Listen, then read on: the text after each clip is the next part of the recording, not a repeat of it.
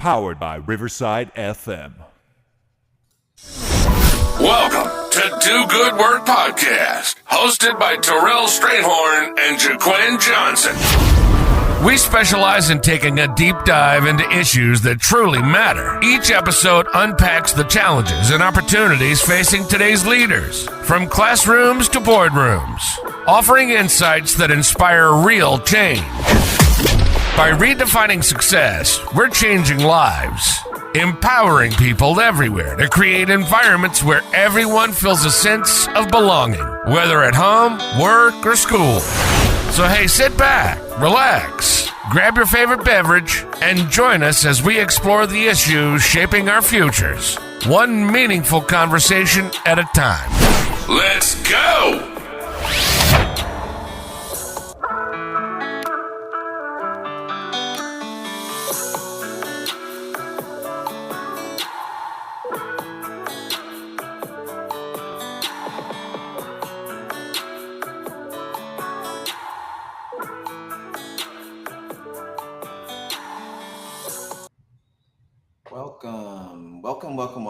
Welcome back to the Saturday, August 9th episode of Do Good Work Podcast. I'm your co-host, Terrell Strayhorn. So glad to see so many of you joining us from across all of our various platforms. You know how we do it. So it's now time to start liking, sharing, and adding. Joined in the studio with my co-host, Jaquin, and we got a great show in store for you tonight. We're going to be talking about, as you've seen on the flyer, belonging in the workplace. We're going to tie in some issues around empathy and understanding, but then the through line will be all about leadership. So now's the time, drop it into your group chats, tag it across your platforms, tag somebody into LinkedIn, X, Facebook, YouTube, wherever you're tuning in from, and let them know to jump online and let's kick around these topics. The show is best when we have you all here to join us. And so looking forward to what we're going to talk about tonight. Going to pass it over to Jaquin, get us started with our weekly gaming show. Welcome everyone. It's good to be back for another Saturday for Do Good Work Podcast. We start every show with a game using the first letter of your last name to describe your week or your day. I'm Johnson. We also have Strayhorn on the show. So S, go first. S, I would say, thought about this week, and then of course I forgot it. I think that the word that comes to mind this week for me with S is sacrifice. Is the word. That's a good one. Sacrifice. And I know we're going to talk about it when it gets to workplace belonging and empathy and leadership, but I just had several moments this week where I got to think about the sacrifices we all make, the sacrifices we must make personally, professionally,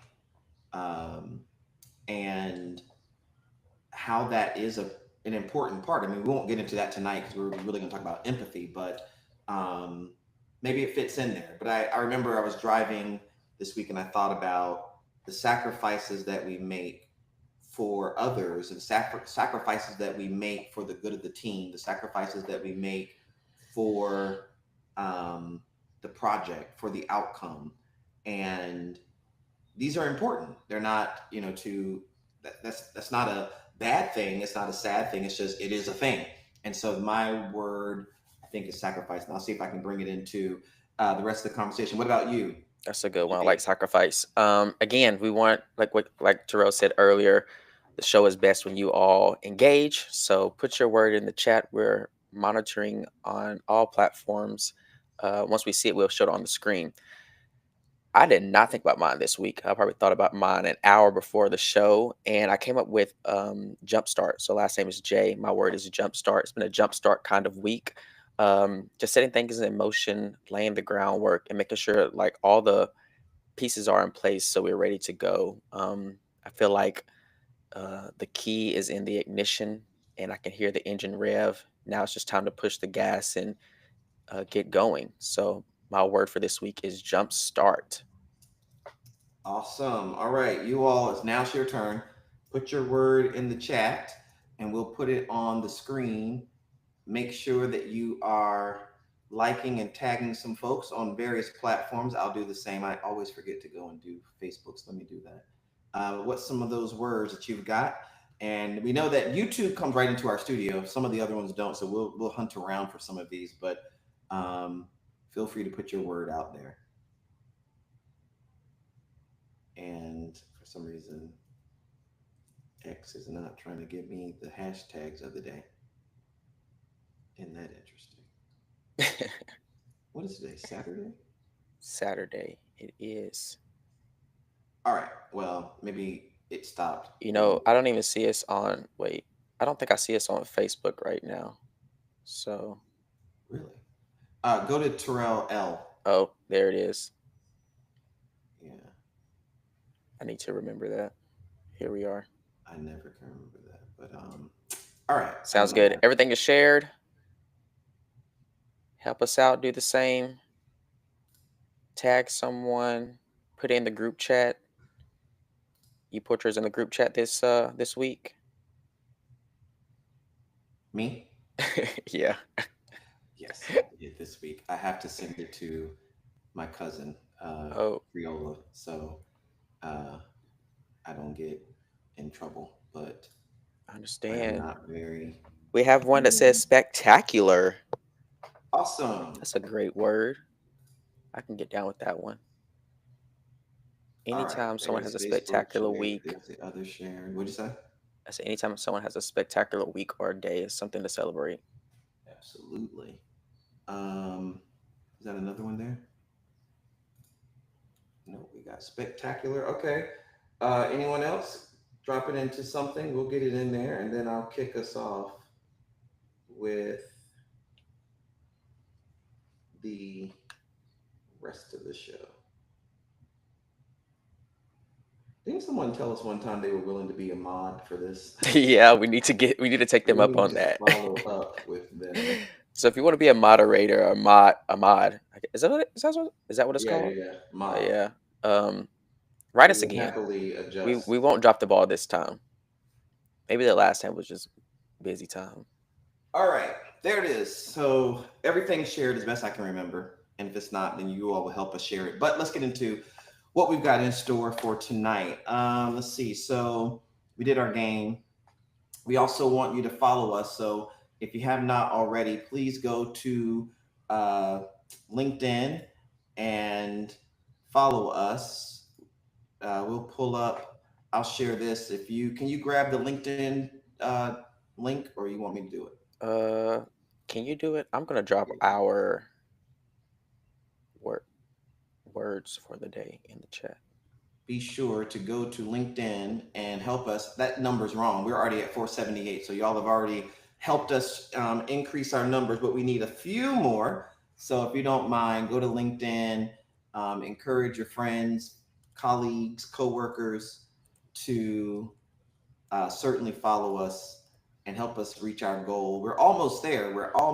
And when we get there, we will certainly find a meaningful way to celebrate it. And thank you for those of you who have already followed us. But if you are looking for our page, follow us on LinkedIn. Okay. We got some others. It'll come up there in a moment. But yeah, if you don't mind, follow us on LinkedIn. And we've got a lot of content to share and content to build. So you won't be following us for nothing. It won't be like the page will be dead and you'll just be watching the same old stuff every single week. We'll strive to get new content to you. And to all the folks who have been writing and DMing, I saw quite a few this week. Apologies for some delays in getting back to you. I'll get back this week. Lots of people who are using Belonging, lots of people who have been using the most recent posts about Belonging model and some of the things about how to apply sensible. We're going to talk about this tonight, workplace belonging. It's just an outgrowth of that work. But if you are finding value in the work, we invite you again. Come follow us and the team at that LinkedIn page, and we will be sure not to let you down. If there's stuff you want to see that we haven't done, then also feel free to let us know. We love audience participation, so you can always tell Absolutely. us like, hey, you guys should do this, or it would be helpful if you shared the following kinds of information. All right. So as we're doing that, and you were going to get something, you said? Oh, the word. What were you going to do before? I don't know. I think we got Job Corner now. Oh, all right. Oh, yeah. The word I put in sacrifice and jumpstart. Yeah. All right. So each week we open with the game. We until we get to 500, we're going to do the follow us challenge, and then we segue into some of the talk about our job corner. The other thing we do is for everyone who, I don't know if I can show that. I'm sure I can actually.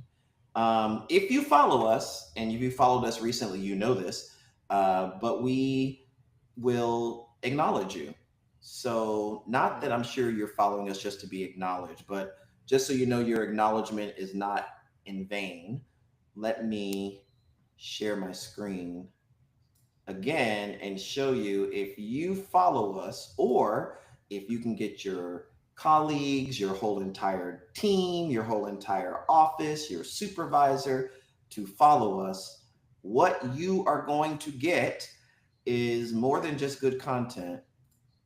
We do this where periodically, usually on Mondays, we will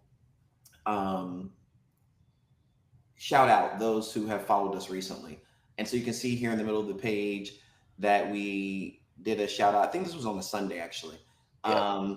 But we shout out the page. We tag the folks in it. So when you follow us, we follow you, and we tag you here and welcome you to the Do Good Work community, the nation of people who are committed to doing good work. And so it puts you in a network of people who are also committed to doing good work that's doing just work, creating more justice in the world for people, doing good on behalf of others. And so again, if you go into the chat, or if you get a chance, then go to this page, follow us on LinkedIn, connect with us, and you won't be sorry.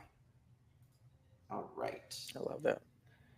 Let's transition now to slow down before I end up ending the show. Here. So we started this some time ago because we were supremely concerned about the job market. And if you've been keeping up, and we're sure you have been, because our audience tends to be civically engaged, socially engaged, politically engaged on average. And the work around belonging and doing good work will make you that way. You will know that labor market statistics are not trending in the direction that we want. We've still got lots of Americans who are without work. So the most recent numbers from the Bureau of Labor Statistics, and you all know there was just this fiasco with the termination of the head of this agency, but still these data are available. The most recent data show that about 4.2% unemployment rate in the United States. That's relatively high. Could be higher, of course, but we prefer for that number as a nation to be pretty low. 4.2% of those in our country are unemployed or reporting to be unemployed. That does not include those who are underemployed. That is, they've got education, they've got training, they've got certificates and badges, but they're not working in a job that is commensurate with their experience and their salary expectations. And so you got 7.2 million people who are unemployed. And in this last period, we've got 2.2 million Americans who have filed unemployment insurance claims. So that's a lot of people who are looking for work. If you go to LinkedIn, a lot of people who have the green symbol around their head saying, hey, I'm open to hire, I'm looking for work, and out there searching for jobs. We're going to talk about it in the main segment for tonight, but we'll still do our job corner. So for those 7.2 million Americans out there who are looking for jobs, or those who have completed unemployment insurance claims, the first thing we want to tell you all is don't give up. Work is out there, jobs are out there. Keep going, keep applying, keep striving. Go to the boards. Follow us on social media and look at our posts, and we'll do a much better job. We typically will share out jobs, especially those that are available in education and higher education. And some business and industry jobs, but we'll do a much better job of trying to make sure that, in your thread, in your timeline, you're seeing jobs, because the first reason why people don't apply for jobs is because they don't know they're out there. But we want to also continue to give you tips. So Jaquan, I'll tag you in. What kind of advice would you have for them this week? Yeah, this week I've been thinking about something, different from what I've said in the past, and from experience, I've realized that interviewing for senior level positions is different from any other interview. If you're interviewing for a director, a VP, or a C-suite position, typically we use the STAR method. But I came across something through some reading, is the CDL method, and that is C stands for changes you've made, D is the decisions you've made, and L is the initiatives you led. So when you're in the interview, shift your thinking to the CDL method. What changes have you made? What decisions have you made? What initiatives have you led? All of these, every answer that you give should signal the results that you've created. You want to signal growth and strategy, because in these seats, senior level leaders, they're forward thinking. They think about the next year, 3 years from now, 5 years from now, because they're looking at the enterprise, making wide decisions about what's happening in the future. So use the CDL method when you are interviewing for senior level positions. Yeah, that's good. I think what I might offer, in addition to things that we've offered in the past, so if you are looking for employment, for work, prepping for an interview, we'd encourage you to go back to watch previous episodes of the show. Probably the last, 8 or 9 episodes, we've always had this job corner where we offer different kinds of advice for people who are seeking jobs. So each week you could get something very different. We did cover the STAR method before. We've talked about some tips on cover letters. I would say that maybe one element that we haven't talked a whole lot about is, like, how do you organize or one way of organizing your cover letter. And, there are lots of ways to do a cover letter. And nowadays with artificial intelligence and other kinds of tools, you can get a lot of advice about it. If you're trying to just get started and you want to make sure that you sort of address all of the elements of the job and maybe stand out a bit, I think that I've seen people find success with going through the job description, pulling out the major qualifications. Sometimes these are under the heading qualifications. We'll look at this a little bit later in a segment. But sometimes you have to read the whole description and pull out what are those major things that the employer is looking for someone in this role to be able to do, right? And then use those words, those actual words from the job description as your headings. And maybe they're not headings that end up in the final version, but they're headings that act as an outline for you in the draft, so that you are saying, like, hey, I'm writing and I'm applying for this job. Here's what I bring in terms of supervision. Here's what I bring in terms of budgeting and finance. Here's what I bring in terms of outreach and engagement, and then button it up and put a period. So I think quite often I've served on committees in different organizations where you find someone who has that kind of experience, but they don't really say it explicitly in the letter. And someone else says it more directly. And so they end up advancing, whereas sometimes good talent gets overlooked, not because they don't have the talent or they're not good, but because they didn't organize it well enough and say it. So pulling out from the job description those major skills and qualifications are, and then using those as your anchors in your cover letter might be a good piece. All right. Now, listen, you all might have good advice too, so feel free to drop that in the chat. If you have advice for our fellow um, Americans who are looking for employment, I think it was, what was it, 7.2? Yeah, 7.2 million Americans out there looking for jobs. What advice would you have for them? You can drop it in the chat. You can put it in LinkedIn. You can put it on X, and help us help them. All right. And while you're doing that, we're going to keep it moving and talk about our main topic for tonight, which we really wanted to address, the integration and the intersection between sense of belonging, empathy, and leadership. And primarily, our goal with this was to say,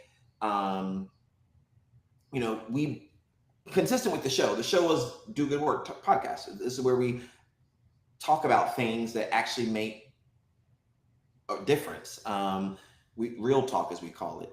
And so tonight's main segment really deals with a topic that every leader, I want to come back to the word leader in a moment, should care about, but far too few actually prioritize. That's belonging. We're going to weave in there empathy as cornerstones of leadership, both in education and business, at home, at work, at play. And here's the thing: belonging is a feeling, but it's not a warm and fuzzy only. It is a essential, fundamental part of our makeup. It is a basic need. It's a human right. It's a performance driver. And then empathy, as we're going to talk about in a bit, is not just this thing that's nice to have. It's literally a leadership skill that all of us must possess, whether we're at the top of the chain or the top of the hierarchy or the top of the line or the front line, working with clients and students and person facing. We've got to be able to be empathetic. And we're going to talk about these connections, whether this applies to your work in health, in banking, in business, and law, whether you're starting a business from your kitchen table or you're running a Fortune 500 in New York City. All of this matters, and this part of the conversation is really important. So I'm going to kick it over to Jaquin, who's going to talk to us about workplace belonging first. Yeah, so let's start off the conversation with a operational definition, and I'm going to share it on the screen for us. This definition we've seen, I believe, on all of our social media platforms for Tuesday's term. It reads: a strong sense of belonging at work is intrinsically tied to the nature of relationships. Relationships built on trust. We talked about trust, I know, last week, and in other episodes, they have 3 components: respect and genuine connection, breed an environment where people feel valued, integral to the team's success, thereby enhancing sense of belonging.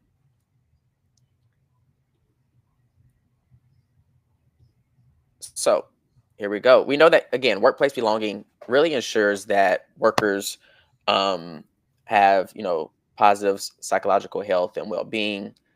When people feel or experience a strong sense of belonging at work, it creates a positive environment that fosters collaboration, innovation, and productivity. People who want to be at work, people who feel a part of the team, people who are accepted and respected in their roles are more likely to show up authentically, are more likely to be creative and innovative, and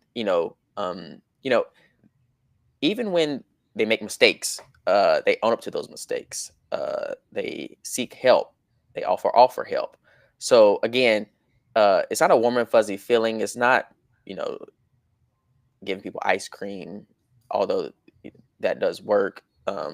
It's also listening to others and incorporating their voice in things that we're doing at work. Terrell, I toss it over to you to kind of put your 2 cents into the definition, and we can go from there. Yeah. I think one of the things about I could add to that is, I mean, having done so much work on student sense of belonging, I was compelled, encouraged, pushed, pulled, or drawn to studying workplace belonging because so many um, businesses and campuses where I went to talk about student sense of belonging, faculty and staff would end, those talks by saying, "Well, what about me? What about my belonging? Do I matter or don't I matter?" And in other words, it's not do I matter; it's don't I, presuming and feeling that they do, but wanting to be affirmed that that feeling is real. That feeling is um, is bona fide. It's acceptable. It's affirmed for them. All right. So I think that what I would underscore, which is what I often underscore about belonging, if I have any concern about belonging, I've got many. One of them is that we underestimate its importance.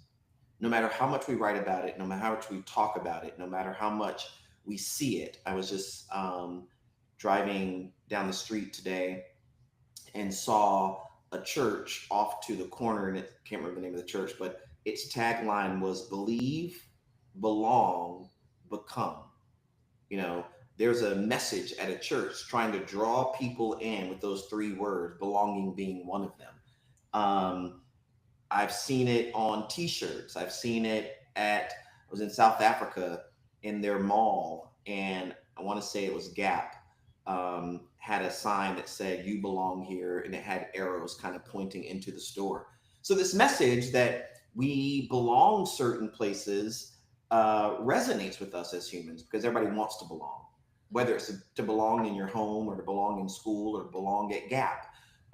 You want to know that you want to know that you're desired to be somewhere, that somebody wants to be connected to you. They want to hear from you. They want to see you.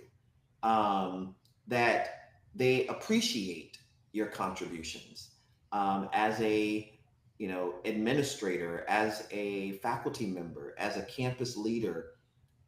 I have observed dozens of times where people who, I think you were alluding to it earlier, no matter how senior they might be or junior they might be, they yearn to know that what they said added some value to the conversation. So they may say something and then ask, like, does that make sense? Did that help at all? Is that what you're looking for? And man, when you say yes, they come alive, like, oh, good. And I literally have seen it time and time again. It's because people want to know that they matter and that their contributions are valued. Contributions being valued isn't always another $100 in your paycheck, although I'm sure that's good for most Americans.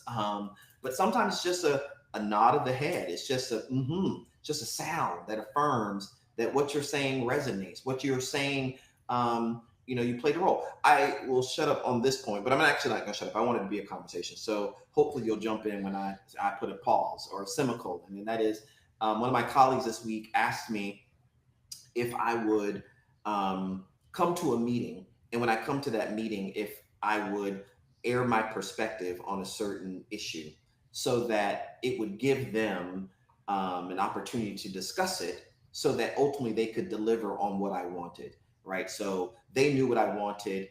They are committed to what I want, but they realize it requires broader buy-in. And so they said, hey, I'm having this meeting. I want you there. And when you're there, I want you to say this so that I can galvanize the support we need to move the needle for you. Man, I had a million meetings this week, but I was excited. I was bound to go to that meeting. Why? Because I knew I played an important role. Now, I didn't pay it. I can't recall everything that happened in that meeting. It was quite long, but I know one thing that happened in that meeting, and that is when the queue was up, I made my offering and my colleague picked it up and took it across the field for us. And so,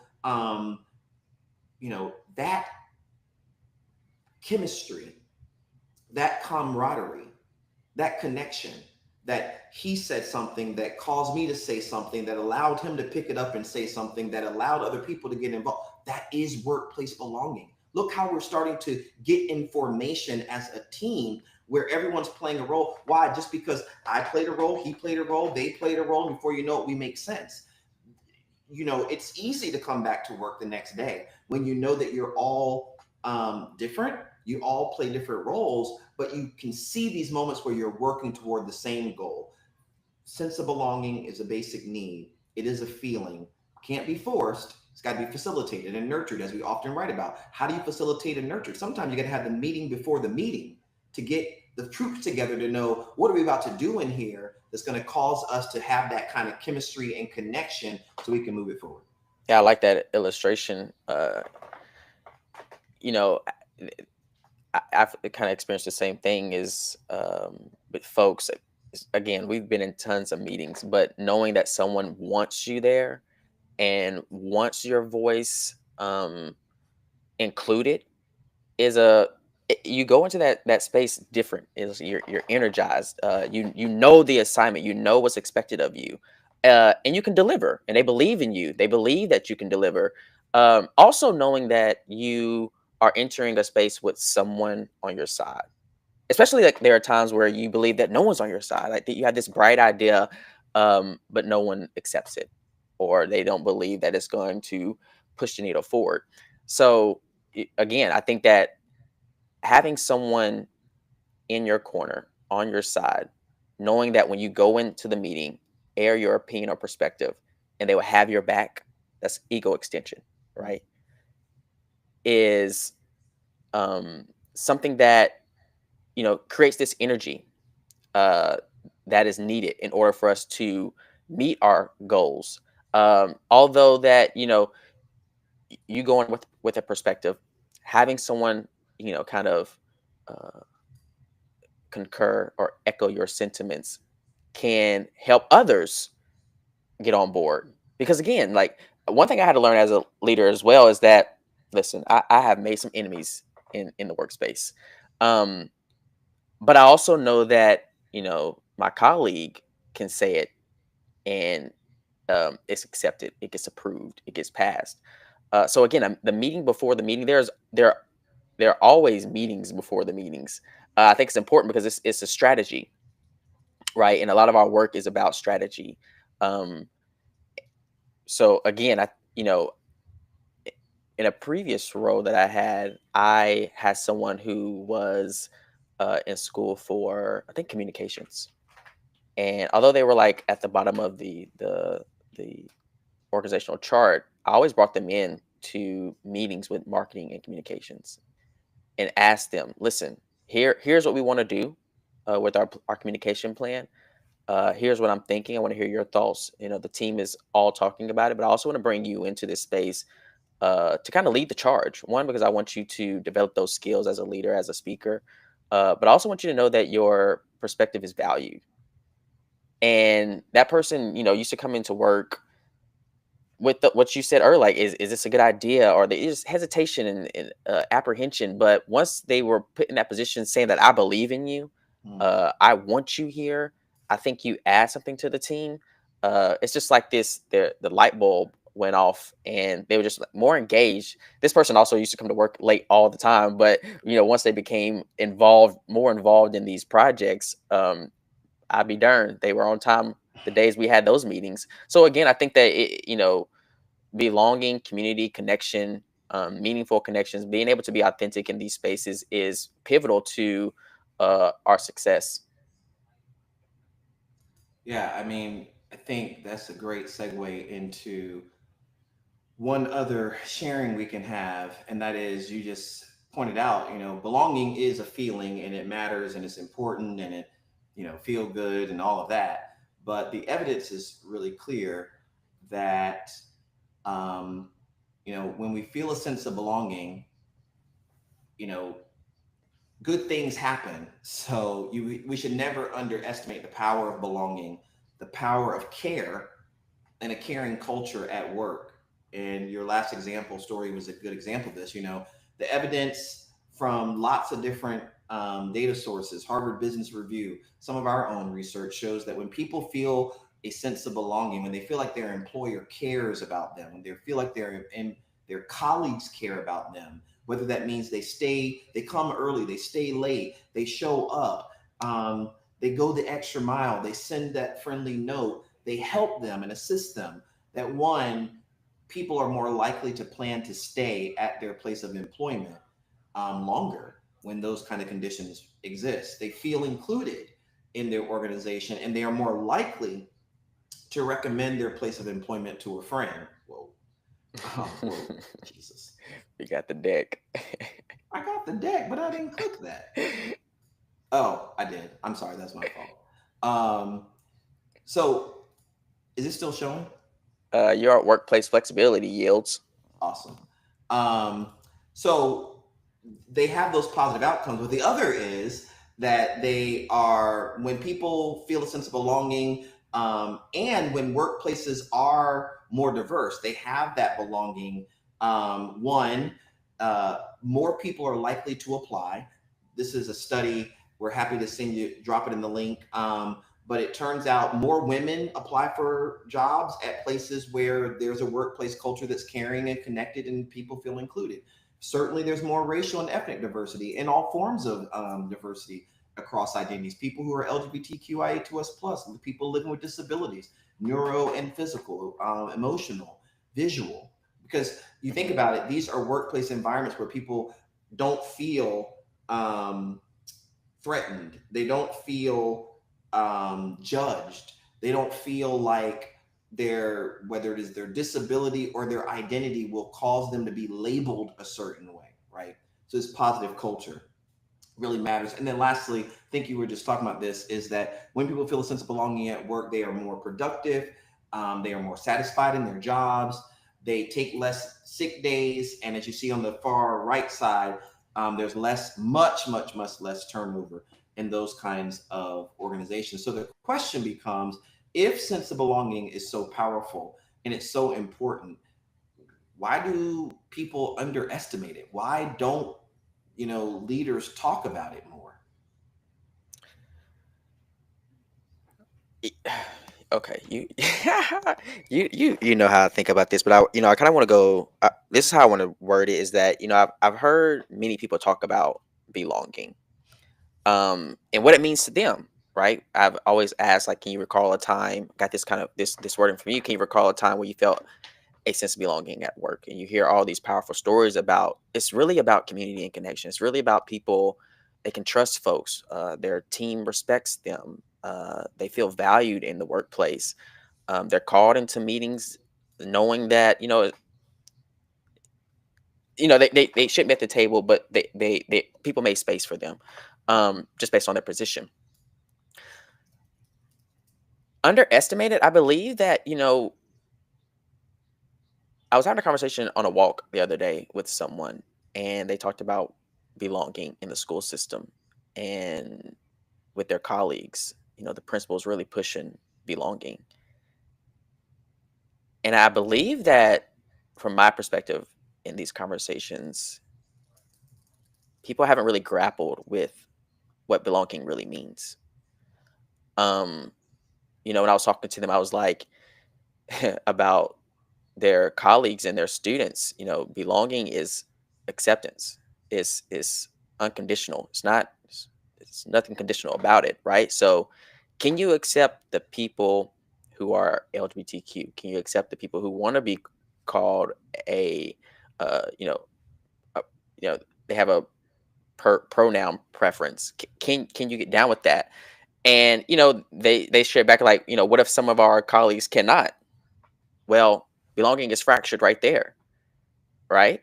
So I think that in order for us to really understand the meaning of belonging, if we really want to nurture it, foster it, facilitate it, anywhere you want to use it does take work. It takes studying. It takes understanding the people. It takes listening to others. It takes so much more than an ice cream social or jeans on Friday, right? I think that for us to really nurture these environments for others to feel like they belong in the space, we have to get to know them and what they want, what they need. There are two types of need. There are express needs. People come to us and they express, uh, what they need in order for them to do their job well, in order for them to, the resources they need, the services they need, the groups they need, the additional team member, all these things that we can do to kind of nurture that environment for them. Also, there's latent needs. I think, latent needs are things that, are hidden, they're unconscious. They don't just say it directly to us. It takes in my opinion, it really takes understanding them, their body language, their social cues, um, asking the right questions to kind of get deeper into the root cause. Oh, you got something to say? I think I hit a nerve. But again, this is just like my thought about it. Go ahead, T. I mean, I hear you, but it's like I also think I had a sort of moment this week that I know have shared before ourselves. So someone said last week they really liked our episodes because they were like, sometimes y'all be getting so salty that it actually makes for a good episode. Well, I tried. Like, well, that's pretty good. I'm glad to hear you say that. So I'm thinking about like this week. So I mean, what we're saying is true, right? Belonging matters. You do have to get to know the person. Blah blah blah.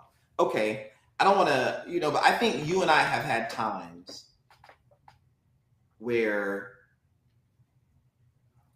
we have had to create space for someone on the team, not our team, clearly, but I mean, on a team that we worked with on the campus, someone that we work with in the profession, someone who we care about, right? But we had to work hard to create space for them to truly feel like they're making a contribution, to feel like they matter. You know what I'm saying? I'm not talking about Skittles and Rainbow. I'm talking like us working hard to be like, okay, so what can we put on this thing so that when they say this or they do this, it feels substantive. Or it's also about, that's a good point, and I will try to share in a way that keeps the company's name out of it. But you remember that time we had a project, there was an employee there that said, we always feel left out. They never name us. And in our presentation, I think we met with them 6-8 weeks, I can't remember. But again, every time we spoke to that specific group, we made sure to say it each time. Now that takes a lot of work because like you hear, everything else but this group. But we're very intentional throughout the presentation to mention them every single time. And they even wrote us, I think they even said it in the meeting, thank you, and then wrote us thanking us again. But again, but also too, it takes listening to them, right? Well, that's what you were saying. It takes listening, but I just want the audience and those who will watch it to listen to the recording to remember, like, it's more than it may be hitting you as just listen. It does mean like truly listen, stop, think, what am I doing? And what can I do to address this issue? Not just in this moment, but consistently. And that may mean rehearsing like, hey, here are the 5 teams that are in this company so I don't forget that 15. Or maybe it is, who was it? I just saw this on Instagram. It's a little bit of a side, but it's related. Someone was saying they're looking for a new barber because they've been with their barber for 3 years and the barber still doesn't know how to say their name. So for anybody who thinks that names don't matter, look how important it is. People do expect, I mean, you can mess up 1 time, you can mess up 2 times, but 3 years in, at some point, the message that the person makes of it is, you just don't care. You're not even trying. So, if you're in the workplace and you keep, forgetting this one team, or, you send out the communication and you forget this one worker, or, look, I think the point that I'm remembering is, and this, I've seen this, in recent times is, each of us make a contribution. And sometimes our contributions are very obvious to everyone. I remember when we went to an institution in the Midwest, I told you, I was like, look, I don't do what they're asking us to do very well. It's not something I want to do. It's not the way I do my work. I will do it because the client wants it. And you said, oh, I actually like doing that kind of stuff. And I was like, okay, cool. So I'm going to take care of this part over here. That's my meaningful contribution. And you can stay light on this one. But when we get to this part, you've got to step up and carry it across because I'm going to go light on that one. Oh, yeah. And yeah. And that's how we did it, right? So, but I think we sometimes miss that, like, yeah, at the front, it was I don't know, whatever I was doing, the teaching, not preaching, talking and whatever. And You at were the end, preaching you were too. doing the teaching, but you were using more instructional aids like big sheets of paper and Post-its and so forth. Well, we also have in this profession, all professions, that as people get further along in their career, toward the end of their career, that sometimes people who are just beginning their career will diminish and downplay and sort of talk down about the contributions of those who are toward the end of their career, right? And they'll say, well, they can't offer much. Why are you helping them? Why are you including them? It's time for them to just go to the house. It's time for them to retire. It's time. They can't bring anything to this. And again, workplace belonging requires you to create the conditions where a worker, regardless of their age, regardless of their stage of career, will feel like their contributions are important.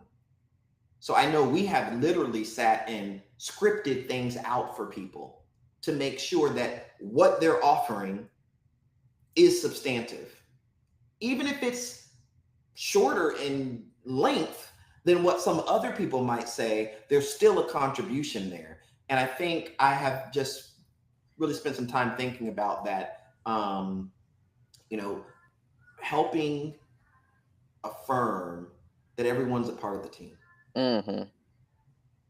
Yeah, that's the most. I was just about to say that. It's like at the end of the day, they're on the team, and they have something to offer, regardless of how long they've been there. I've heard so many times people.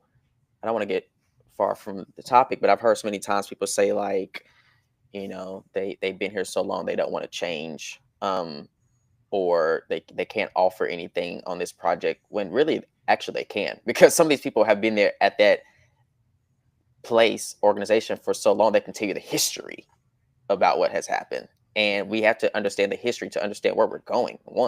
So anytime I hear that, first of all, let me calm down, because that just grinds my gears when I hear those things. But I do believe that again, we just talked about it takes work. Figuring out what contribution. Right. You just said it. History is a contribution. Sometimes your role might just be to sit in the room and make sure that everybody kind of stays cordial. And I'm thinking about a situation I know is one of your stories about just being there to provide support. You weren't a spokesperson for these two people, but it was their time to sort of be accountable for their actions. But another presence, even if silent, can be affirming. Mm-hmm. And that's a role. Right. And I think that's something that we said earlier, like treat it as optional. I think that sometimes we don't really see the significance of it in the moment. Right. It's not something that I just think people underappreciate it. Right. Is that just because you're in the room to be a presence that individual feels comfortable and safe around, so they can share whatever they have to say, is a role that is meaningful, that contributes. And I think in those moments, those heated moments, in the whatever, is something we just don't acknowledge at that time, or even take the time to acknowledge and celebrate. Yeah. So, I mean, as we start to think about this, so we've been saying you have to listen, you have to understand, you've got to care. You've got to care. You got to care, right, about people. I know that we serve on a committee with a group of people, and I think sometimes the work of that committee is to just care about the contributions and the legacy Mm-hmm. of those who have gone before us. Correct. And it would be easy to just sort of put a pin, call it throw quits. the card away and Yeah. say done. But belonging matters. In fact, belonging is a basic need. It is a human right. It is a lifeline. And I fundamentally believe that I don't do this kind of research. We don't do this kind of research, but like cut off people's belonging and you may as well, you're cut off their life. When people don't feel like well, I do know this word. We do know this word. When people don't feel like they belong and they experience alienation, especially for long periods of time in isolation, it registers with the body as physical pain, suicidal ideation, all sorts of negative thoughts, dirty thinking gets into their mind. And quite often, you know, if it's not physical death, psychological and emotional death occurs. And so belonging is just that fundamental. So this whole thing that we're talking about, listening and leaning in and understanding, a lot of people call it empathy. Right. But let me say, go, because I know we said this most of the times, is that belonging saves lives. Mm-hmm. That's so true. It's so true. I've heard so many people at institutions, students and colleagues who don't feel like they matter on the campus. People that I've met who at one point was excited about the school, was excited about the challenges ahead, were elated to get down in the dirt and find solutions, and quickly shift to, I don't even know why I'm here. It doesn't matter. I don't care. You don't care. Why should I care? And it's so disheartening to hear. And again, like I said, it's like going back to doing that work to figure out ways to let them know that, one, you do matter, two, you are enough, and you do belong. So what can we do to kind of reignite that energy for you to feel that? But again, it doesn't just take one person. Let's be clear. It takes all of us to create those conditions. We can all create it, and there'd be one person who, does the exact opposite of what belonging is. And I think that, in those situations, people have to, I'm just going to go there, check it up front, nip it in the bud immediately, because it can erode trust. It can hinder productivity. And at some point, it can cause someone to leave the company because of that. And we can lose good people because of how they're treated in the workplace. When it all it does is just take being kind. Now, listen, I'm not saying you have to be buddy. We're not saying you have to be buddy. We're not saying that you have to like the person. We're not saying you have to go out to dinner on Fridays and go grab a drink. But what we are saying is, in the workplace, accept them for who they are and their contributions. Respect their position, their perspective, their thoughts. Although, listen, some people, I know I've been in spaces where people like have an idea. I'm like, half baked, but we can work with it, right? I've been in meetings with you and others where I'm thinking in the moment, this is what I got, but you work with it to let them know that you appreciate what they shared. Because at the end of the day, I've heard someone say something in a meeting. I can't remember what we were talking about. I think it was about an event on campus, and I immediately thought like, I don't know about that. But after I sat with it, I was like, actually, I do believe that can work. I have to fine tune it, but I do believe that's a good idea. Yeah. I mean, I think that really brings the point home, right? Because most people don't get up in the morning and go to work to be made to feel like they're nothing, like they don't matter. Their contributions are silly, half-baked, underdeveloped, and irrelevant, even when they might be, half-baked. So if you are a person who can detect when things are, unfinished, then your job, your opportunity is to, don't bake the cake. Don't let them bake the cake by themselves. Mm-hmm. Maybe their job was to bring the ingredients and start stirring it in the bowl. Right. And they thought the cake was ready and they got ready to deliver it. And you looked at it and said, well, that's a half baked. That's not even, you didn't put it in the oven yet. Well, then your job is not to call them out and say, you didn't put them in the oven. You never put stuff in the oven. You never have a good idea. You're always not thinking about the research and but bring it forward and say, okay, but here's what I'm thinking. Maybe we can, take the idea and fund it this way, or maybe we can start thinking about the logistics of what day and time and what room and what location, or how might we market this to the client or market to the student. That's what a colleague does, is try to find the good in the offering and see what you can make of it. Mm-hmm. All right, I know you definition for empathy, right? No. No, I didn't. Oh no, you said you were going to talk about it. You said Yeah, empathy was and so. you're trying to get to empathy. Let's shift because we're on a roll here. Wait, you got something else other than empathy? No. I'm saying I'm shifting to empathy. Empathy and leadership is more than simply just feeling for someone. It's actively listening. We talked about that. It's seeking to understand others' perspectives, and then I believe it's making the intentional steps to respond to people's concerns, thoughts, opinions. Um, it also means acting on feedback in ways that shows your employees that their voice matters. Um, Whether that's adjusting their workloads. There are some people who say like you realize that they are good at their role, they're productive, but they've been missing the mark for some time. You call them in for a one-on-one and ask them like, "Hey, I've noticed that you haven't been meeting deadlines. That you are, you're kind of, um, you know, tune out in meetings," and they can share with you, right? This is an opportunity for them to share that they recently um, broke up with their husband, that they dog just passed away and they're dealing with this, or something else is going on that's taking their focus away from the work, or you giving me all these priorities. um you gave me a new priority just last week. I'm trying to do that and what you gave me 2 weeks ago, and I'm juggling a lot of things, where you can say like, okay, this is something I really want you to focus on, and the other task I'm going to delegate it to someone else, or I'm going to take it on, right? um it's also addressing systemic barriers, or celebrating personal milestones. I believe that when not just celebrating big wins, waiting until we get all the way to the end, but taking time to celebrate the small wins as we move through. These things energize folks.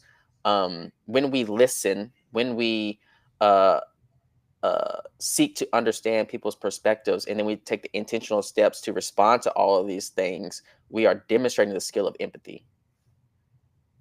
Yeah.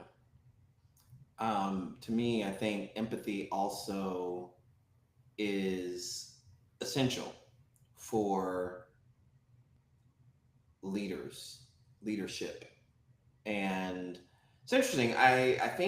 I believe, um, we're all leaders in our own way. But I said that at a recent meeting, and someone who disagreed with me said, "Oh no, I don't see myself as a leader." And I thought it was going to be as simple as saying, "No, no, no, we're all leaders. You know, don't deflect, don't downplay your significance." But they came back with this idea that, like, although they are literally in a leadership position, they don't identify that way, which was, I think, a good moment for me to realize that you could um, be in a leadership role, but still not see yourself as leader. Regardless, I think as humans, empathy is important for being good neighbors, good colleagues, good friends, good coworkers, good family members, right? Is to be able to do exactly what you said, and that is empathy by definition means to be able to step into someone else's shoes. I Mhm. don't have to have had your experience, but I just have to be able to step into your shoes and see what you have experienced. You know what I'm saying? Like, if if you're having a tough day and your day was made difficult because, like you said, you lost a report, you lost some points as a team sport, or you lost a job. Even if I've never had those experiences, as an empathetic person, I should be able to imagine what that might be like. And that would compel me to um, think in certain ways, to respond in certain ways, to um, adjust, to lend support, to say some affirming words. Like one of my coworkers the other day was saying something like, it was a group of us together, and she said, you know, I can't remember what it was, but it was something like, you know, I'm worried about this. And one of our coworkers said, "Oh, girl, you ain't got nothing to worry about." And then we were moving on the conversation, and the woman brought us back. She said, "Wait. Like, I just literally told you I'm worried about this. I need y'all to at least pause for a moment and like affirm the fact that I'm experiencing worry." And it's one of those moments I was like, wow, that's so cool that, you know, some adults can do that for themselves. I guess that's maybe what people are saying when they say advocate for yourself. Like, say, no. Y'all not moving forward in this conversation. I just told you I'm worried. And as my colleagues and my friends, I need you to affirm the fact, even if you don't think I need to be worried, I need you to say, it's okay for me to worry. It's understandable for you to worry.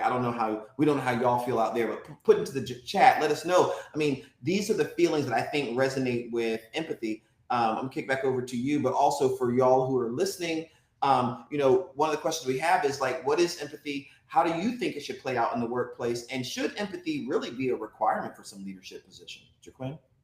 I believe so. I think empathy should be a requirement, because when empathy moves from mere sentiment to strategy, I think it becomes a measurable driver for engagement, retention, and productivity.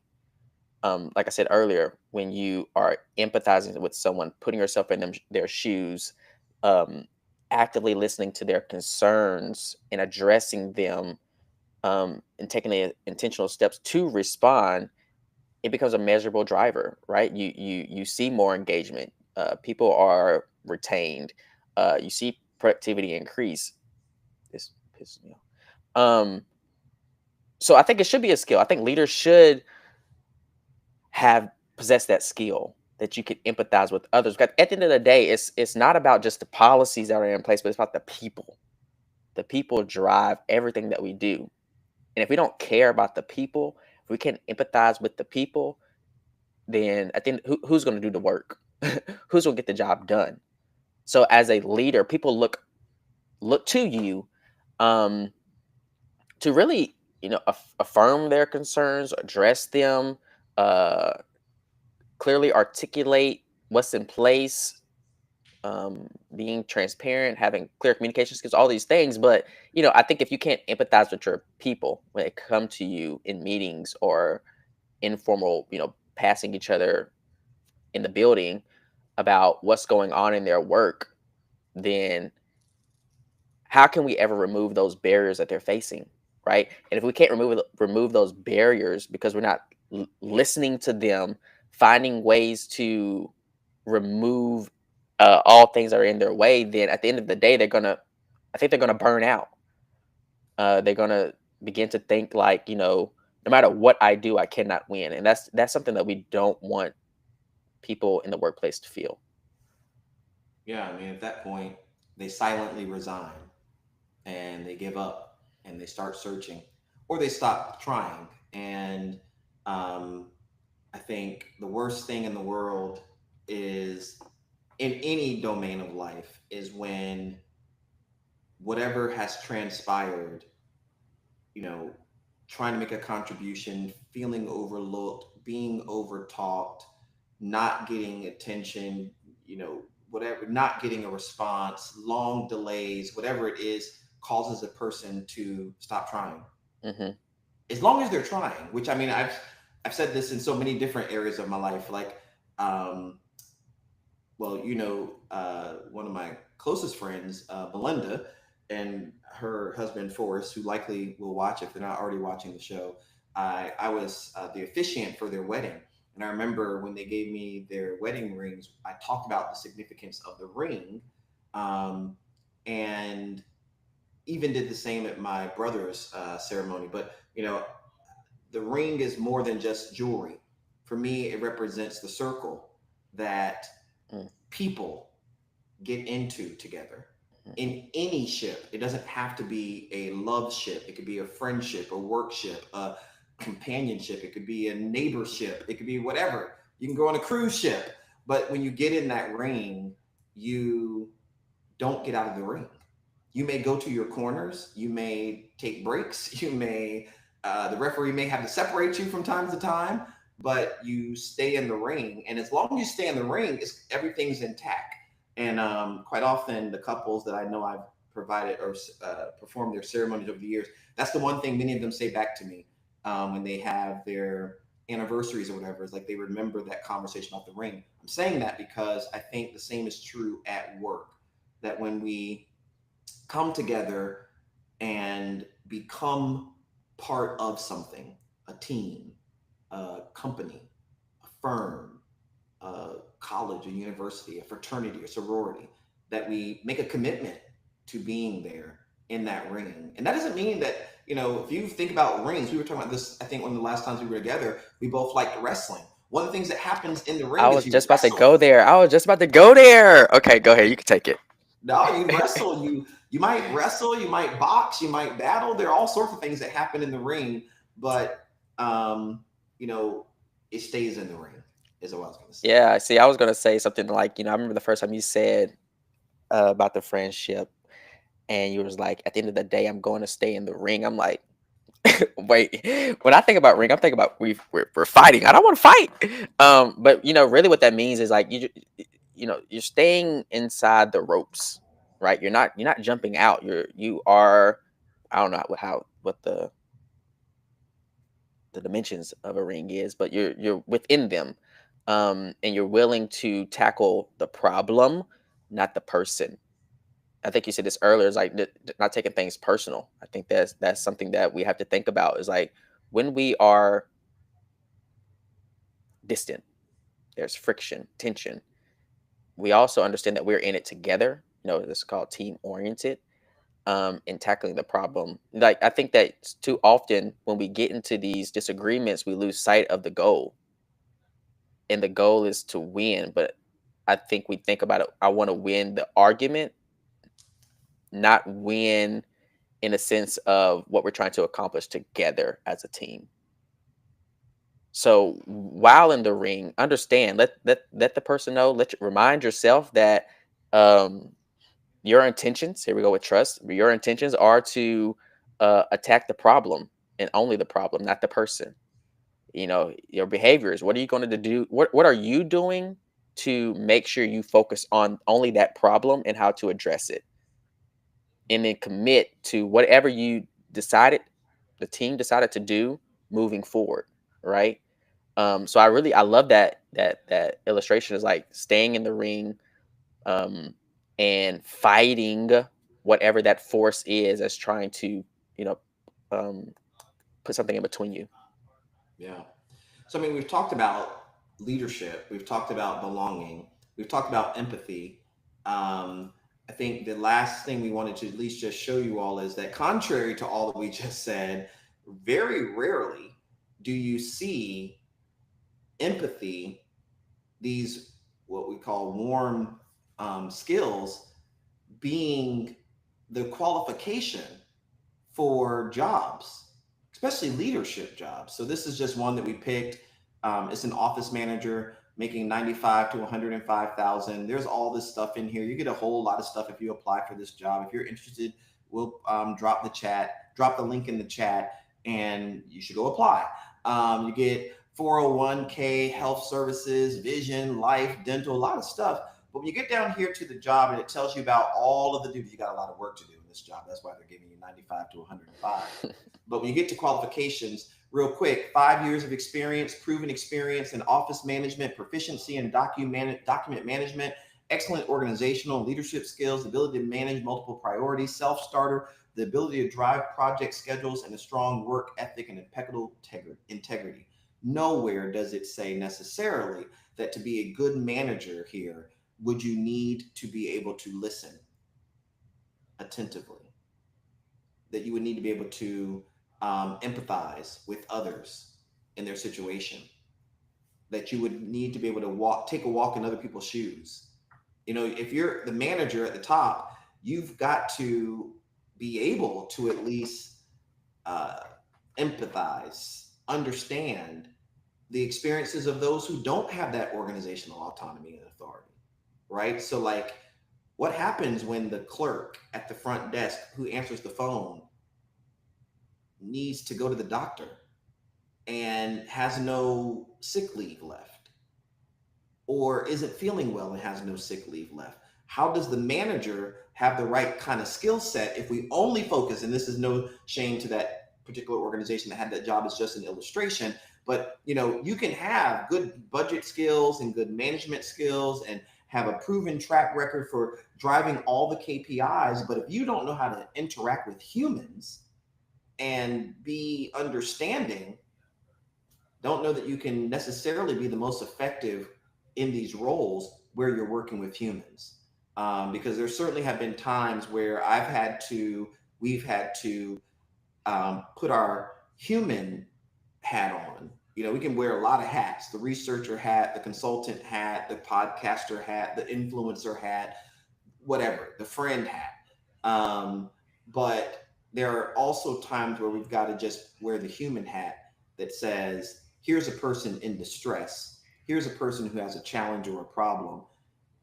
Let me lead with my heart, not just my head, and think about how best to support them. I love it. All right. So anybody got something to say, drop it into the chat. And with that, let's get ready to close out of here. So I think if there's one thing that we hope you take from tonight's conversation, is this: belonging isn't warm fuzzy. It's not Skittles and rainbows. It's not a soft skill. Empathy isn't just something that's nice to have. And leadership isn't just about a title on your business card. These are powerful forces that decide whether people will give their best, stay engaged, live their best life, and help you, whether you're an educator or an entrepreneur, a businessman or a banker, help you build something worth leading.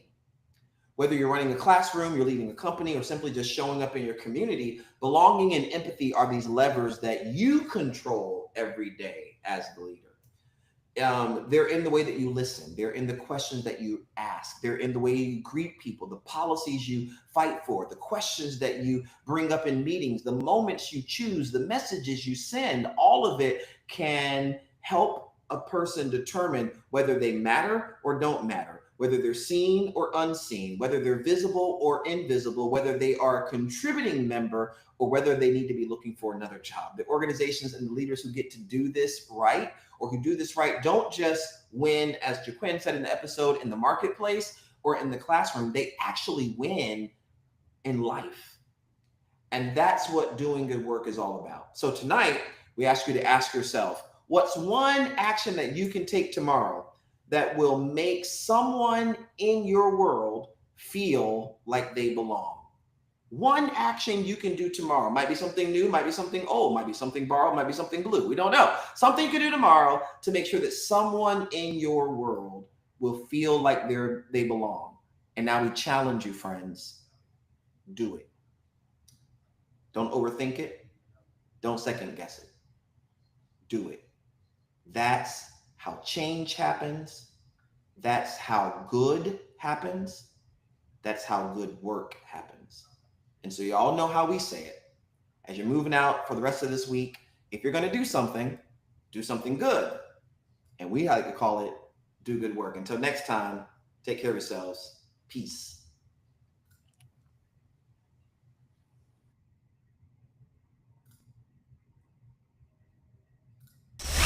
Thank you for tuning in to Do Good Work Podcast. We hope you found today's conversation informative, uplifting, and insightful. Don't forget to like and share this episode with your networks. Follow us on social media at Do Good Work on X, formerly Twitter, for real-time updates, behind-the-scenes content, and so much more. Until next time, friends, don't be afraid to do something, but do something good. Do good work.